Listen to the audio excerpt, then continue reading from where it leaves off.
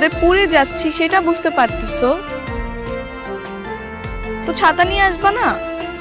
ভাবি ডাকছো, কিন্তু ভাবি কোনো সেবা যত্নই করছো না।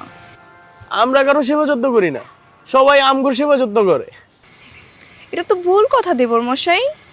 আমি তো তোমাদের ভাবি, সবার মতো না, সবচেয়ে স্পেশাল। আরে ওইসব তো মজা করে গেছি, গায়ে পরে আমাদের সাথে লাগতে এসো না, এখান থেকে যাও। এলাকার সব মেয়েদের আমরা ভাবি ডাকি। ও তাই নাকি? কিন্তু যার জন্য ভাবি ডেকেছো সে তো চুপচাপ বসে আছে, তার সঙ্গে পরিচয় করিয়ে দিবা না?